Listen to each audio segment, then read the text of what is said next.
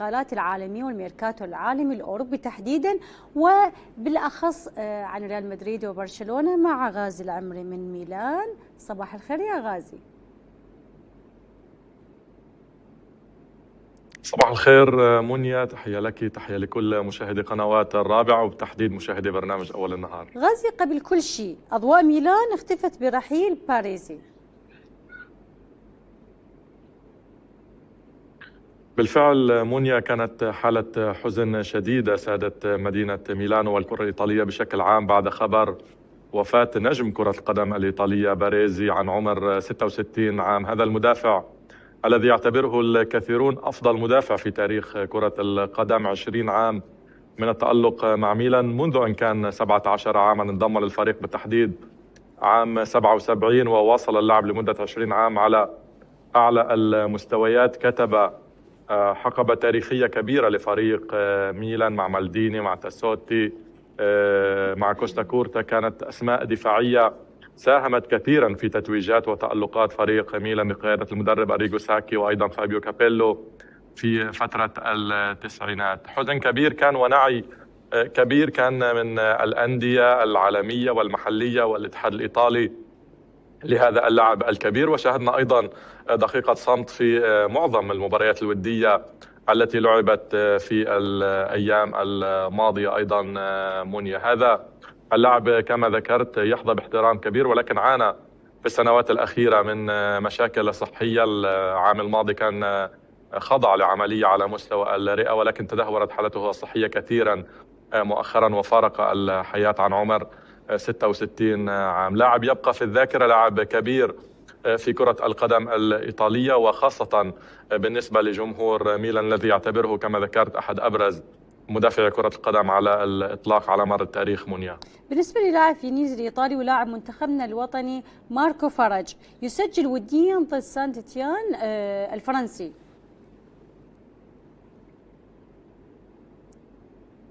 صحيح منيا، كان شارك ماركو فرج في مباراة الأمس أمام فريق سانت تيان وسجل هدف يعطي دفعة معنوية كبيرة. اللاعب الذي يحظى حاليا في دقائق لعب خلال الفترة التحضيرية لفريق فينيسيا الذي صعد لدوري الدرجة الأولى، وبإمكان مشاهدي قنوات الرابعة متابعة هذا النجم العراقي عبر قنوات الرابعة على مدار الموسم القادم هنا في كرة القدم الإيطالية. بدأ يأخذ فرصة أكثر اللاعب ماركو فرج، يحظى بدقائق لعب، يحظى بثقة المدرب، على أمل أن يصبح ورقة هامة من أوراق فريق فينيسيا ولاعب أساسي في تشكيلة هذا الفريق. الجميع يعرف إمكانيات اللاعب ماركو فرج، استثمار كان من فريق فينيسيا في الموسم الماضي لأنهم يدركون أهمية هذا اللاعب وأنه ورقة مهمة جدا على مستوى المستقبل للفريق الإيطالي. يبقى فقط هي سرعة تأقلم اللاعب ماركو فرج والتكيف مع أجواء كرة القدم الإيطالية. نعرف أن بطولة الدرجة الأولى بطولة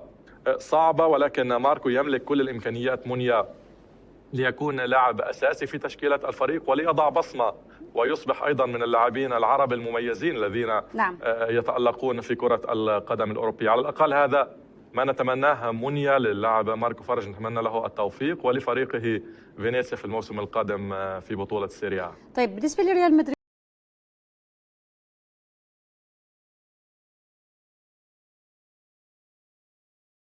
وين وصل الأمر؟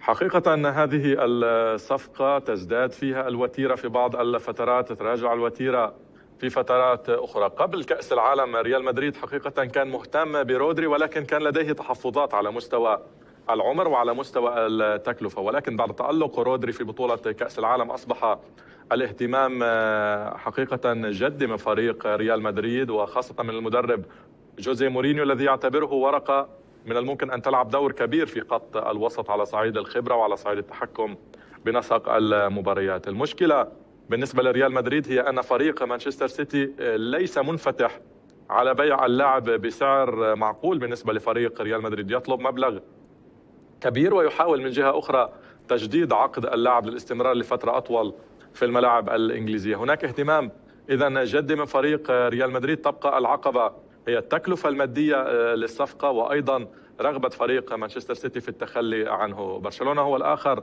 نعم. أبدأ اهتمام باللاعب، يريده المدرب ليكون ورقة في الموسم المقبل، ولكن مشكلة برشلونة الكبيرة هي إمكانيات فريق برشلونة على الصعيد المادي. نعرف أن الفريق يعاني من أزمة على الصعيد الاقتصادي، وربما يواجه صعوبة في الوصول للرقم الذي يطلبه فريق مانشستر سيتي بالنسبة للاعب الإسباني المميز. في مدريد أيضا هناك مشكلة فيما يخص فينيسيوس، وين وصل الموضوع؟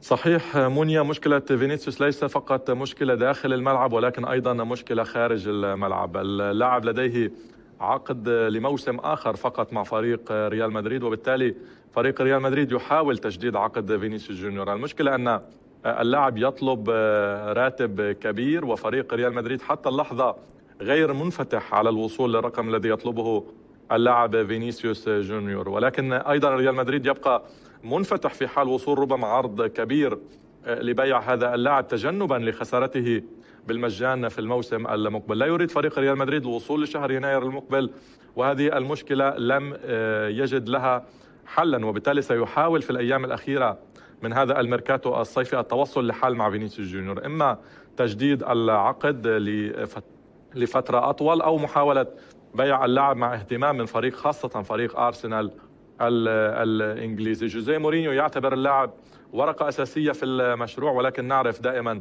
الأمور المادية والرؤية للنادي هي من تتحكم في خيارات السوق، وبالتالي سنرى إن كان ريال مدريد سينجح في الوصول في نهاية المطاف لحل يرضي الطرفين، سواء على صعيد التجديد أو على صعيد رحيل اللاعب بمبلغ كبير يطلبه فريق ريال مدريد بدون شك. طيب، فيما يخص ديوماندي، صفقة اقتربت للريال وتوقفت، شنو سببها؟ سواء في الصحافة الألمانية أو في الصحافة الإسبانية مونيا، الجميع متفق أن ريال مدريد سيحصل على اللاعب في نهاية المطاف. هناك اتفاق مع فريق لايبزيغ الألماني الذي يلعب معه اللاعب. المشكلة فقط بحسب التسريبات الصحفية هي على طريقة الدفع من فريق ريال مدريد إلى فريق لايبزيغ. هذه الإشكالية اللوجستية هي من تؤخر الصفقة، ولكن هناك اتفاق من جميع الأطراف على أن اللاعب سيكون لاعب لفريق ريال مدريد في الموسم المقبل، خاصة بعد المستويات الكبيرة التي ظهر بها اللاعب مؤخرا. إذن هناك اتفاق بين الطرفين، بين اللاعب وفريق ريال مدريد، بين ريال مدريد وفريق لايبزيغ، ولكن طريقة الدفع والأمور اللوجستية المتعلقة بالدفع هي فقط من تؤخر الصفقة، وربما تحل هذه الأمور في الأيام القادمة. منيا لنشاهده يلعب مع الفريق الملكي هناك في العاصمة الإسبانية. طيب، نعود لبرشلونة، هل موضوع الفاريز انتهى تماما؟ هو لم ينتهي رسميا، ولكن شكليا وعمليا الموضوع منتهي قبل أن يبدأ، بسبب عدم رغبة فريق أتلتيكو مدريد في التخلي عن اللاعب بشكل مطلق. وكان أصدر بيان فريق أتلتيكو مدريد بأنه لا يرغب في بيع اللاعب، خاصة لنادي منافس وغريم تقليدي هو فريق برشلونة. لا يريد أتلتيكو مدريد أن يعزز صفوف منافس مباشر له على بطولة الليغا. لاعب بحجم جوليان ألفاريز مونيا، نعرف أهمية هذا اللاعب، ولكن أيضا برشلونة يبحث عن مهاجم قوي للموسم القادم، مهاجم قادر على تسجيل العديد من الأهداف. المشكلة بالنسبة لبرشلونة أيضا مرة أخرى هي مشكلة قيمة الصفقة. حتى في حال قرر أتلتيكو مدريد أن يكون منفتح على بيع هذا اللاعب، تكلفة اللاعب مرتفعة جدا، وهنا تطرح علامات استفهام: هل قادر فريق برشلونة على دفع هذه التكلفة للاعب أم لا؟ الشيء الآخر فقط مونيا، ربما بالإضافة إلى عدم رغبة فريق أتلتيكو مدريد في بيع اللاعب، هناك أيضا غموض في موقف اللاعب جوليان ألفاريز. هل يريد الانتقال لبرشلونة أم لا؟ لم يصدر عنه أي بيان حتى اللحظة، سواء الرغبة في الاستمرار مع فريق أتلتيكو مدريد أو الرحيل لبرشلونة. ربما في حال تغيرت وجهة نظر اللاعب في الأيام القادمة من الممكن أن نشاهد تغيرات على مستوى السوق، ولكن حتى اللحظة الصفقة كما يقولون ميتة قبل أن تبدأ، بسبب عدم رغبة أتلتيكو مدريد في بيع اللاعب وعدم وضوح رغبة أيضا اللاعب سواء في الاستمرار أو الرحيل لفريق برشلونة في الموسم المقبل. طيب، في سوق إنجلترا هل هناك تحركات أم لا؟ ممكن رصد لآخر 24 ساعة.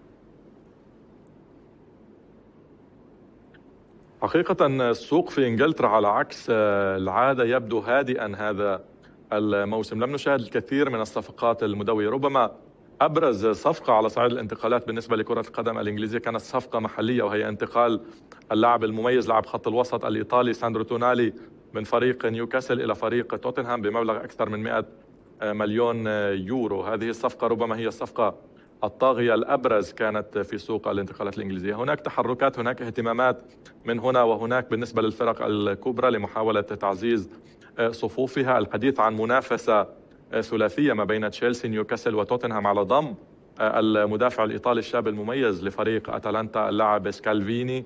اهتمام حقيقي من هذه الأندية وانفتاح من فريق أتلانتا على بيع اللاعب، وبالتالي من الممكن أن نشاهد اللاعب الإيطالي الشاب ينتقل للبريمير ليج في الموسم القادم. أرسنال كما ذكرت سابقا منيا مهتم باللاعب فينيسيوس جونيور ويراقب الوضع مع فريق ريال مدريد، ومن الممكن أن يدخل على الخط لمحاولة استقطاب اللاعب في أي لحظة. عدا ذلك يبدو السوق الإنجليزي هادئ نسبيا، لم نسمع عن صفقات واهتمامات حقيقية بلاعبين على المستوى الكبير، ربما أيضا بسبب أن الفرق الإنجليزية تبدو أيضا مكتملة الصفوف. فريق تشيلسي يحتاج فقط للتدعيمات على مستوى الدفاع، في حال نجح في استقطاب سكالفيني ربما يتفرغ لمناحي أخرى في وسط الملعب وخط الهجوم، ولكن حتى اللحظة لا يوجد اهتمامات حقيقية بلاعبين يبدو من خلالها أن يكون هناك اهتمام جدي لاستقطابهم في الفترة المقبلة. منيا غازي مراسل قناة الرابعة الرياضية من ميلان وإيطاليا، شكرا جزيلا لتواجدك بأول النهار. كان حديثنا عن